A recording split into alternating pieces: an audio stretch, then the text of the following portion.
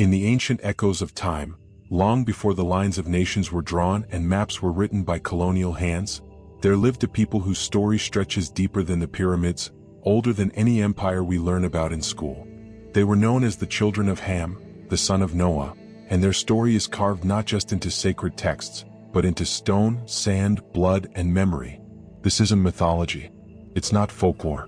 It's a journey through scripture, archaeology, and suppressed history, revealing the true origins and legacy of Africa's people. We're going to uncover how this lineage laid the foundations for some of the world's greatest civilizations. We'll expose how their story was twisted, erased, and weaponized. And finally, we'll reclaim the brilliance, dignity, and spiritual authority of a legacy that predates the colonial lie. This is the lost biblical and cultural history of the descendants of Ham. This is the story they never wanted us to tell.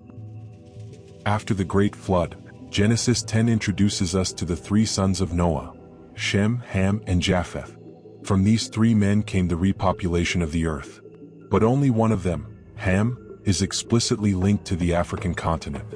Ham's sons were Kush, linked to Ethiopia and Nubia; Mizraim, ancient Egypt; Put, Libya and parts of North Africa; Canaan, the Levant, later displaced by Israel.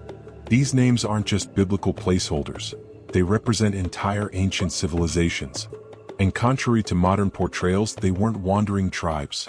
They were kingdoms, empires, and scientific powerhouses. Kush built pyramids long before the pharaohs of Giza.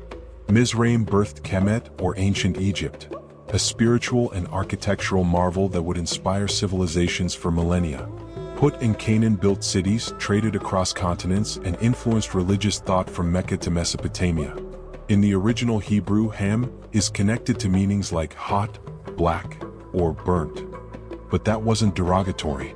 It was descriptive of a people known for their strength, resilience, and divine connection to the land and the heavens.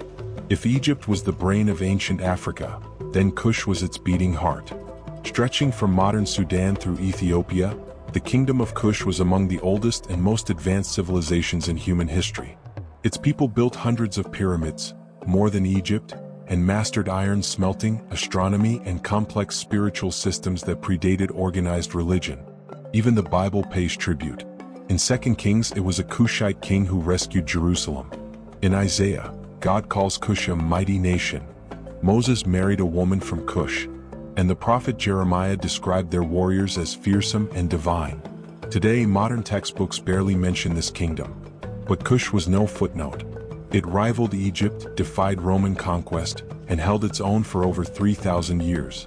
Most people associate Mizraim with ancient Egypt, and they're right, but the image we've been given is wrong. The pharaohs of the Old Kingdom were not light-skinned Mediterranean elites. They were descendants of Ham, black Africans whose complexions matched the sun-drenched deserts they ruled. Their art, tombs, and hieroglyphs depict full lips, braided hair, and Nubian features. The Arab name for Egypt today, Misr, is a direct descendant of Mizraim. They invented hieroglyphics, constructed temples aligned with the stars, and designed cosmic spiritual systems that influenced Hebrew mysticism, early Christianity, and Islamic cosmology. The erasure of their African identity wasn't accidental. It was deliberate. When Napoleon's scholars entered Egypt, they whitewashed the murals. Western scholars removed noses from statues. The goal? To disconnect black Africans from their divine and intellectual roots. But we remember, and we reclaim. Perhaps the most damaging lie in all of biblical misinterpretation is the so-called curse of Ham. Let's set the record straight. Genesis 9 describes a curse placed on Canaan, not Ham. Ham saw his father Noah naked, but the curse was directed at his son, not his race. And nowhere in the Bible is black skin linked to punishment. So where did the lie come from? From slave traders and theologians who needed justification. Over centuries, colonial powers used twisted theology to brand an entire race as divinely cursed, using scripture as a weapon. The Book of Jubilees and other ancient texts reveal that Ham settled in Africa by divine right. There was no shame in his lineage, only greatness. The curse wasn't about color. It was about territorial disobedience, and even then, it had nothing to do with skin or worth. This racist misreading has caused centuries of suffering. But we can uproot it, not with vengeance but with truth. Ham's legacy wasn't confined to Egypt and Kush. The Berbers of North Africa, the Tuareg of the Sahara, the Nubians along the Nile, the Moors who ruled Spain, all traced cultural and genetic roots to Ham's children. Their influence stretched across trade routes, architectural styles, even religious frameworks. The Kingdom of Aksum in modern Ethiopia was among the first Christian empires in the world. It's no coincidence that the Ark of the Covenant is believed to rest there today. And from Canaan came peoples who shaped Phoenician script, ancient metallurgy, and Levantine religion. This was a continental civilization, not a local tribe. Their fingerprints are on everything, if you know where to look. Through slavery, colonization, and conquest, Ham's descendants were scattered across the world, from Brazil to Haiti, from South Africa to the United States. But even in dispersion, their brilliance survived. African spirituality blended with Christianity in the Black Church. Congo cosmology survived in Vodou and Candomblé. Nubian astronomy lived on in Gullah folktales and Yoruba Ifa. In many ways, the children of Ham have carried sacred wisdom into every corner of the earth, like seeds blown from a storm. They are no longer bound by geography.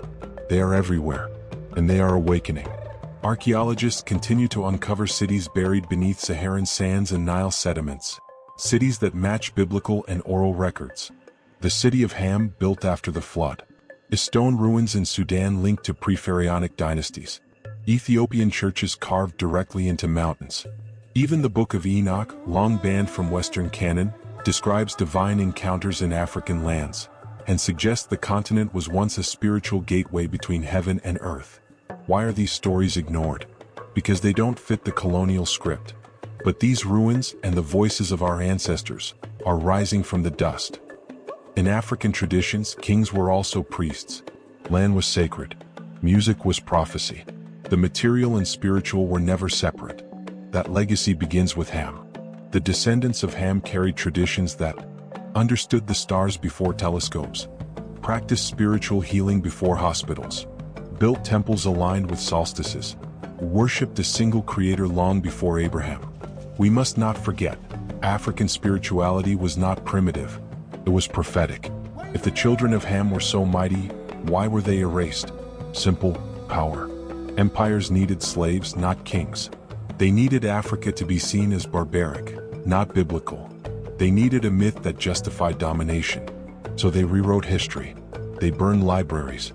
They demonized African rituals. They portrayed blackness as inferior.